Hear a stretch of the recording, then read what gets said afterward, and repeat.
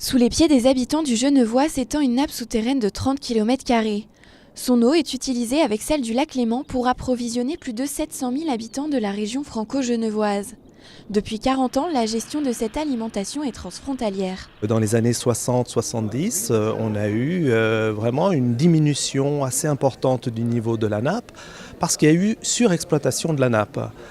Donc on s'est, à l'époque, évidemment, les décideurs ont commencé à avoir des craintes sur le futur, puisqu'il faut se remettre dans le contexte. On pensait à cette époque-là que Genève aurait 1 million d'habitants en l'an 2000. Ce qui n'est heureusement pas le cas, mais quoi qu'il en soit, il a fallu travailler avec ces perspectives-là et donc trouver une solution pour pouvoir assurer une fourniture en eau suffisante sur les années de part et d'autre de la frontière.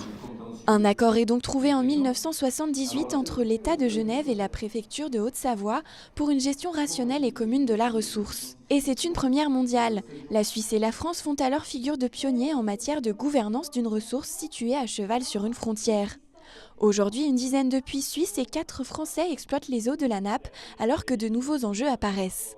J'ai envie de dire, pendant les 40 dernières années, on s'est beaucoup préoccupé de gestion de la quantité.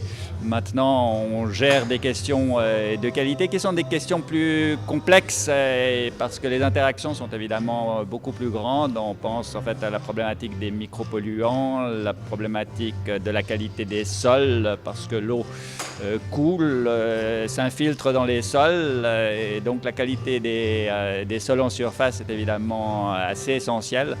Et ce sont donc des problématiques beaucoup plus complexes et qui touchent finalement à tout notre environnement commun. L'accord sur la gouvernance de la nappe a été réaffirmé en 2008 par une nouvelle convention signée pour les 30 prochaines années. 30 ans pour veiller à la qualité et à la pérennité de cette ressource.